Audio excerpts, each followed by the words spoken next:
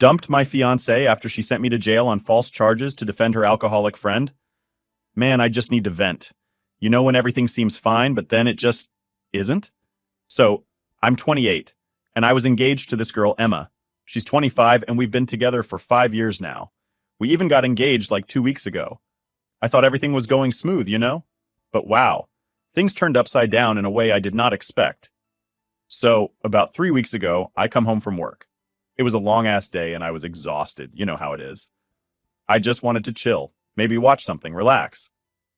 Anyway, I walk in, and Emma's sitting at the dining table with her buddy, Dan. Now, Dan's been around forever. Like, they've been friends since they were little kids or whatever, so I don't think anything of it. I kiss Emma on the cheek, say hi, and give Dan a fist bump. I ask if he's doing okay, just being polite, right? Dan's not one to turn down chilling, but this time, he just looks all serious and says, "Nah, man, I'm good. I actually need to talk to you about something." And I'm like, "Oh, okay, this must be serious." I look at Emma, and she's got this kind of serious face on too. So I sit down with them, like, "All right, what's going on?" Emma then says, "Dan's going through a rough time." She starts explaining that Dan lost his job and his place to live, and now he's got nowhere to go. You know, typical sob story. I mean, I felt bad for the guy, but I'm thinking, what's this got to do with me? Then, she drops it on me. "I was thinking maybe Dan could stay with us for a few weeks, just until he gets back on his feet." Now listen, I'm not heartless. I've known Dan a while, and it's not like I have anything against the guy. So I said, yeah, it's cool. But I made it clear. I told him straight up. As long as you help out around the house, it's fine. Just don't make a mess and contribute when you can. He seemed super grateful, like he even got up and gave me a big hug, thanking me over and over. The first week, it was fine, like totally fine. Dan was keeping to himself mostly, and he was even doing chores. It was actually kind of nice to have someone else around to help out with stuff, and he didn't complain or anything. We'd watch some TV and everything seemed chill. I was even thinking, man, maybe this won't be so bad after all. But then, man, things started going downhill. Fast. The second week, I start noticing stuff around the apartment. Little things, but they add up, you know? Like his dirty clothes would just be lying around. Not just in his room, but like in the living room, under the couch cushions, socks, shirts, whatever. And it started to get annoying, so I talked to him being all polite about it. "Hey man, can you clean up after yourself a bit more? This is still our place, you know?" He apologized, said he was sorry, promised to do better. I figured that was the end of it, but nope, things got worse. Fast forward a few days, I'm going to the bathroom one morning and, not to be gross, but the toilet was nasty. There was dried up vomit on the seat, like he had puked and didn't even bother cleaning up. I couldn't believe it. Who does that? At this point, I'm realizing something's off with Dan. I didn't want to jump to conclusions, but I started noticing more and more. His room started to stink, and his attitude shifted. He was always tired, moody, just off. I confronted Emma about it, asking if she's noticed, and she brushes it off like it's no big deal. "He's going through a rough time," she kept saying.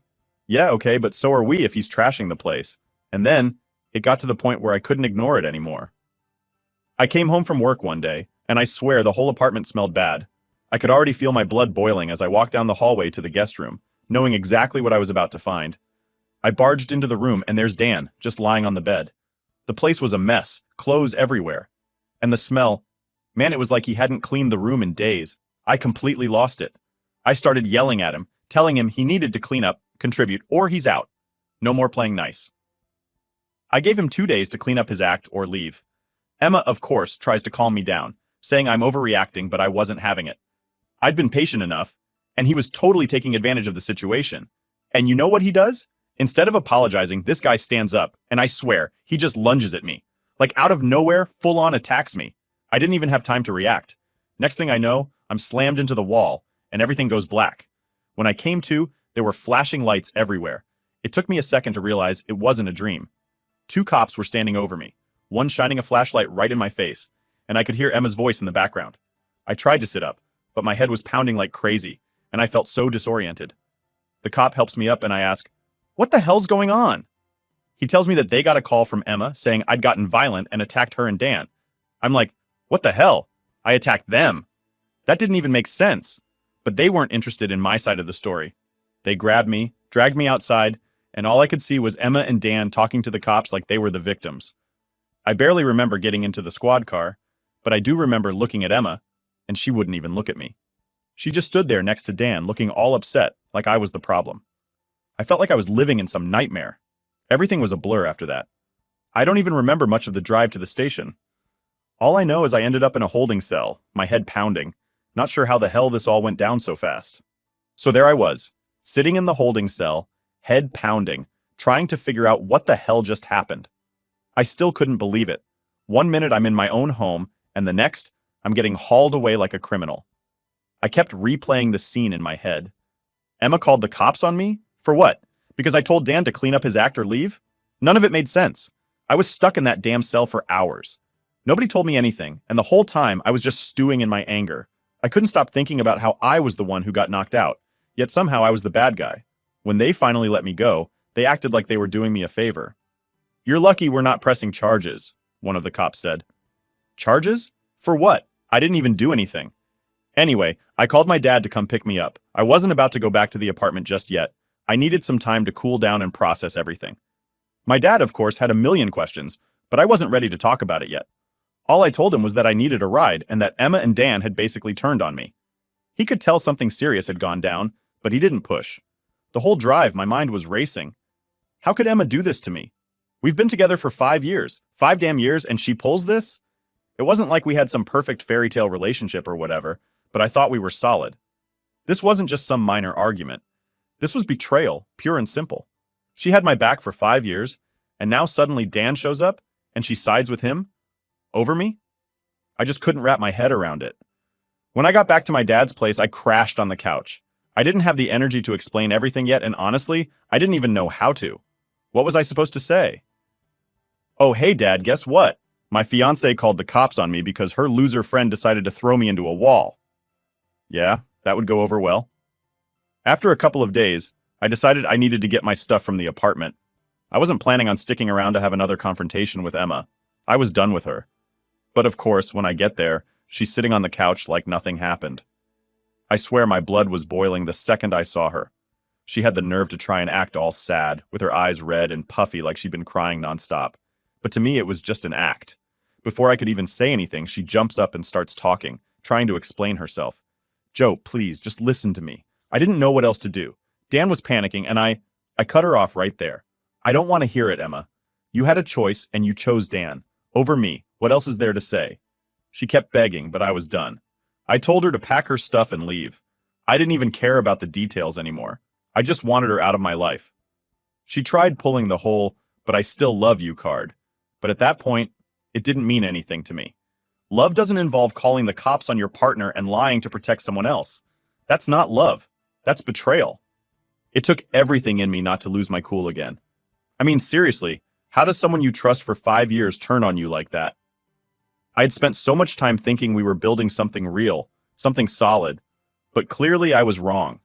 I told her to get her stuff and get out, and she did, but not without trying to plead her case a million more times. Once she was gone, I thought maybe I'd feel some relief. Like, okay, the toxic part of this situation is out of the picture. But honestly, I just felt empty.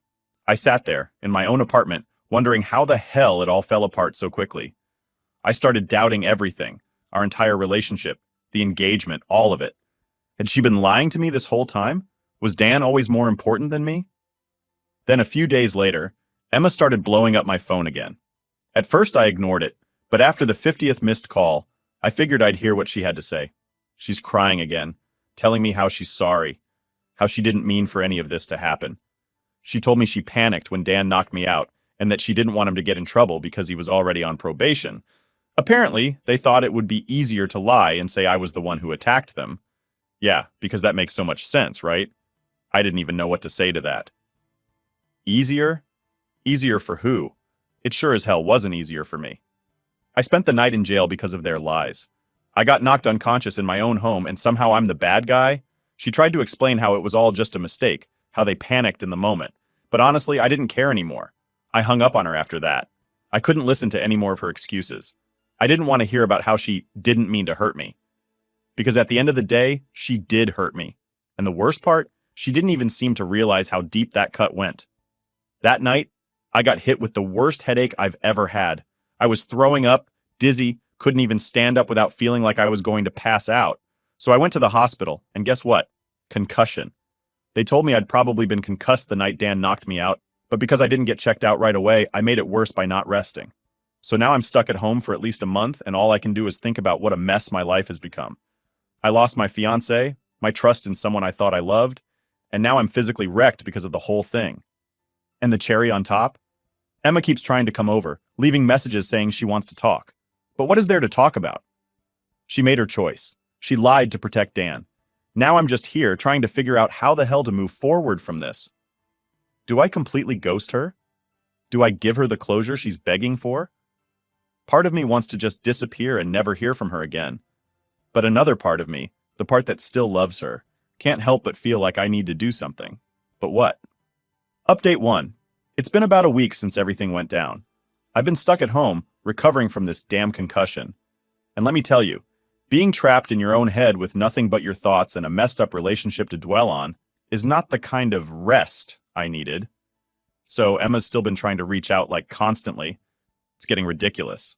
I've got messages from her mom, her sister, all saying how sorry she is and how she just wants to see me and explain everything. But at this point, what's left to explain? She already told me the worst of it, right? But every time I ignore her, I feel this weird pit in my stomach. Like I'm questioning if maybe I'm making the wrong call. You ever get that feeling where you know something's the right move, but it still eats at you? Anyway, a few days ago, I get this text from her mom. And this is where things take a pretty messed up turn. Her mom tells me Emma tried to overdose on painkillers. Yeah, I know. That hit me like a brick. She said Emma was in the hospital and that she was asking to see me. My first reaction? Honestly, I felt guilty. I mean, I ghosted her for a week straight and now she's in the hospital. But then the anger kicked in. Was this another way to get sympathy? I know that sounds harsh, but after what she did, lying to the cops, throwing me under the bus for Dan of all people, I couldn't help but question everything she says or does now. I kept thinking, is this just some play to make me feel like I'm the one at fault? Or was she really at that low point? I didn't text her mom back right away. I just sat there, phone in hand, staring at the message. My mind was going a million miles an hour. A part of me wanted to rush to the hospital to check on her, see if she was okay, but another part of me, the part that's still pissed and hurt, wanted to stay as far away from that whole mess as possible. What would even happen if I went? Would it just be another round of excuses and I didn't mean to from Emma? Or would I find out that she really was sorry, that she really did hit rock bottom? So I talked to my mom. She's been staying with me while I recover, helping me out and all that. She's been amazing through this whole thing, honestly. She asked me how I was feeling, and I straight up told her about the text from Emma's mom. And you know what my mom said? She told me I needed to think long and hard before making any decisions, that I should be careful with whatever move I make next. But she also reminded me that Emma's actions have consequences, that what she did wasn't just a little mistake, it was something huge, and it nearly ruined my life. She told me that if I do decide to see her, I need to be sure I'm ready for whatever comes next. It's not just a visit, it's a choice that could open up old wounds and drag me right back into the chaos I'm trying to escape from. That's the part that got me. My mom's always been the rational one, and when she said that, I knew she was right. I wasn't ready to face Emma again. Not yet. Not when I'm still piecing my life back together.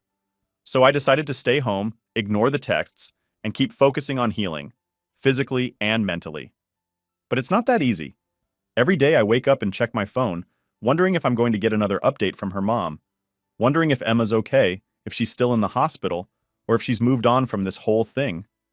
I keep thinking back to all the good times we had, the 5 years we spent together before everything fell apart. It's like this constant battle in my head between what I know I should do and what my heart still feels for her. Then, yesterday something else happened. Out of the blue, Dan sends me a message. Can you believe that?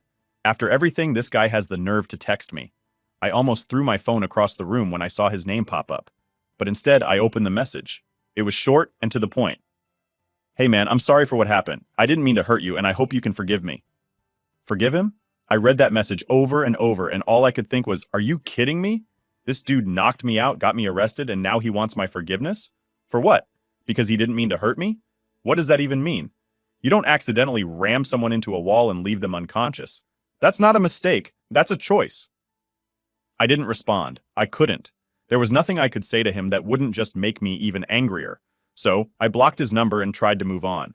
But his message still bugs me. It's like he's trying to get off the hook with a half-assed apology, like that'll somehow make everything okay again. And Emma? She's still out there, waiting for me to reach out. waiting for me to come to the hospital and see her. And I'm just here, stuck in the middle of this whole mess, trying to figure out what the hell I'm supposed to do next. Do I let them back into my life or do I walk away for good? Because right now, all I feel is this mix of anger, sadness, and, yeah, I'll admit it, guilt. As much as I don't want to admit it, I still care about Emma. And that's the hardest part. I can't just switch that off, even after everything she's done. But caring about her doesn't change what happened. It doesn't change the fact that she lied to the cops and put me in jail. It doesn't change the fact that Dan, her so-called friend, attacked me in my own home, and she did nothing to stop it. And it sure as hell doesn't change the fact that I'm sitting here, alone, with a concussion, while they get to move on with their lives. So yeah, that's where I'm at. I've got no clue what the next step is, but I know one thing for sure. I'm not rushing back into anything. I've been burned once, and I'm not about to let it happen again. But damn, man, I just wish things didn't have to be this complicated. Update 2. Alright, so things took another wild turn. I thought I was done dealing with all this crap, but guess what? Turns out, life had other plans. I've been lying low, trying to figure out what to do next. I mean, the whole situation still has me all twisted up. But just when I thought I could get some peace, another bomb drops. Not literally, but you get what I mean. A few days after Dan's pathetic apology, I'm at home, minding my own business, trying to recover. My head still isn't right from the concussion, and every little thing feels like a damn chore. You know how it is when you're stuck at home with nothing to do but overthink everything. So I'm sitting there and my phone starts buzzing again. At first I was like, nope, not dealing with this. But then I see the name on the screen. It wasn't Emma, her mom, or Dan. It was someone I wasn't expecting at all. It was Emma's sister, Lucy. Now, Lucy and I have never been super close. We got along fine, but she wasn't really part of my life outside of family get-togethers or holidays. So, for her to text me out of the blue? Yeah, that raised a red flag. I open the message and it says something like, "Hey Joe, I need to talk to you. It's about Emma. Please don't ignore me." I wasn't in the mood for more drama, but Lucy wasn't the type to stir things up just for the sake of it. So I text her back telling her I'm listening. She hits me with this whole long message about how Emma's not doing well at all, how the overdose wasn't just a cry for help or some ploy to get attention. She tells me Emma's been in a really dark place since I cut her off, and she's barely eating, barely talking to anyone. Apparently she's seeing a therapist now, and things aren't looking good. I don't know what to do with that information. I mean, yeah, I feel bad, obviously. I don't want to see anyone, let alone someone I spent 5 years with, go through something like that. But at the same time, I keep thinking back to what Emma did. It's not like I can just forget the whole thing and go back to how things were. That's not how it works. Lucy's message keeps going on about how Emma's been trying to make amends, how she's regretting everything and that she really needs to talk to me. I'm sitting there staring at my phone, wondering if maybe I should just give her a chance to explain herself. But every time I think about it, I remember how betrayed I felt, how she chose Dan over me in the moment that mattered most. That's not something you can easily get past. So I ask Lucy straight up, "Do you think she's being genuine, or is this just another way to get sympathy?" I know it sounds harsh, but after everything, I had to ask.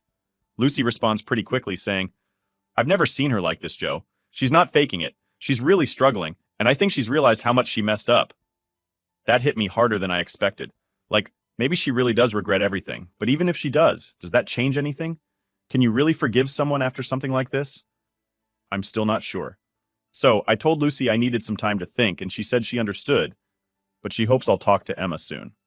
Here's the thing. Part of me wants to see her. I want to hear her out, see if she's really sorry, or if it's just more excuses. But the other part of me is like, dude, why would you put yourself through that again?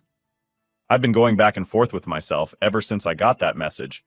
It's like I'm stuck in this loop of wanting to move on, but also feeling like I need some kind of closure. So I tried to distract myself. I went out for a walk, hoping some fresh air would clear my head. But of course, as I'm walking, I run into Dan. Because of course, I do. This guy has the worst timing ever. He's standing there like he's been waiting for me or something. I thought about just walking right past him, but he calls out, "Joe, wait!" Against my better judgment, I stopped. I didn't want another confrontation, but I wasn't about to run away like a coward either. Dan comes up to me, and before I can even say anything, he starts talking. He's all like, "Look, man, I know you hate me right now, and I get it. I really screwed up. But I just want to explain myself." I didn't really want to hear his excuses, but I let him talk anyway. He goes on about how he was going through a rough time, how losing his job and getting kicked out of his place messed with his head. He admits that he was out of line, that attacking me was the worst thing he could have done, and that he's been trying to figure out how to make it right. But then, he drops something I wasn't expecting. He tells me that he and Emma haven't spoken since the night I got arrested. Apparently, after I kicked her out, she cut off contact with him too. Dan looked genuinely upset when he told me this, like he actually cared about her and didn't know what to do now that she wasn't speaking to him. I didn't know what to make of it. I mean, on one hand, good.